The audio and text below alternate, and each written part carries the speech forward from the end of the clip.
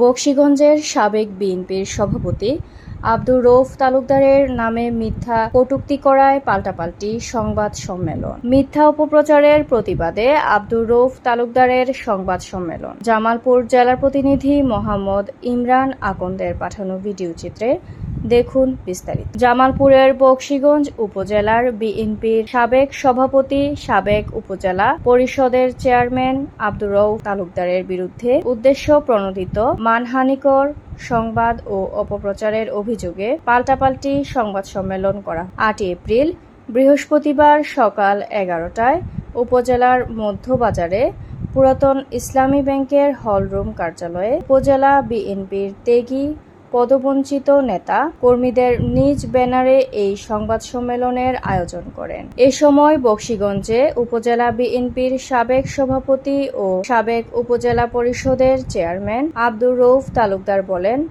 গত ৭ মে উপজেলা বিএনপি ও পৌর বিএনপি সংবাদ সম্মেলন করে যে তথ্য প্রচার করেছে তা মিথ্যা, বানোয়াট ও ভিত্তিহীন। এহেন বক্তব্যের তীব্র নিন্দা ও প্রতিবাদ জানায়। তিনি আরও বলেন, বিগত ২৫ মার্চ ২০২০ তারিখ বিএনপির সিনিয়র যুগ্ম মহাসচিব অ্যাডভোকেট রুহুল কবির রিজভীর বরাবরে উপজেলা বিএনপি ও পৌর বিএনপির ৯ জনের স্বাক্ষরে আমাকে বিএনপির সদস্যপদ থেকে স্থায়ী আজীবন বহিষ্কারের আবেদন করে। কিন্তু গত ৭ মে তারিখের সংবাদ সম্মেলনে জানানো হয় আমাকে ইতিপূর্বেই আজীবন বহিষ্কার করা হয়েছে।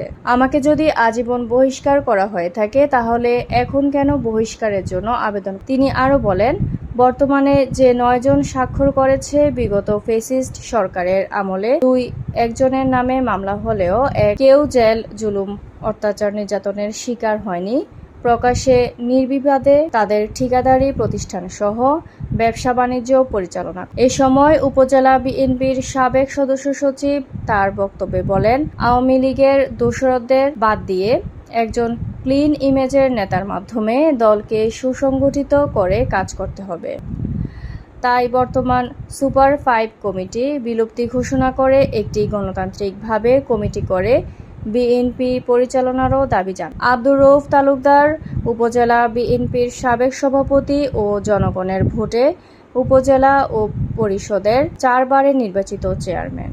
তিনি একজন ক্লিন ইমেজের ব্যক্তি। তাই আব্দুর রউফ তালুকদারকে নিয়ে বহিষ্কারের যে তথ্য পরিবেশন করেছে তা মিথ্যা, বানোয়াট ও ভিত্তিহীন। তার কোনো ত্রুটি না থাকায় কেন্দ্রীয় বিএনপি বহিষ্কারদেশ প্রত্যাহার করে নিয়েছে। সংবাদ সম্মেলনে আরও উপস্থিত ছিলেন বকশীগঞ্জ উপজেলা বিএনপির সাবেক যুগ্ম আহ্বায়ক নুরুল ইসলাম বাদশা, উপজেলা বিএনপির সাবেক সিনিয়র সহসভাপতি রকিবুল আহসান বাবুল, পৌর বিএনপির সাবেক যুগ্ম আহ্বায়ক এম শহীদুল্লাহ, যুগ্ম আহ্বায়ক আল আমিন বিদ্যুৎ, উপজেলা যুবদলের সাবেক প্রচার সম্পাদক আনিস আকন্দ, পৌর বিএনপির মোশাররফ হোসেন শেখ, পৌর যুবদলের সাবেক সভাপতি কাজী মিজানুর রহমান, সাবেক সাধারণ সম্পাদক সানোয়ার হোসেন জদ, যুবনেতা মনিরুজ্জামান মনু, মহিলা দলের নেত্রী মোসাম্মদ সাবিয়া আক্তার সহ অনেকেই উপস্থিত ছিলেন। মাহজাবিন সাদিয়া,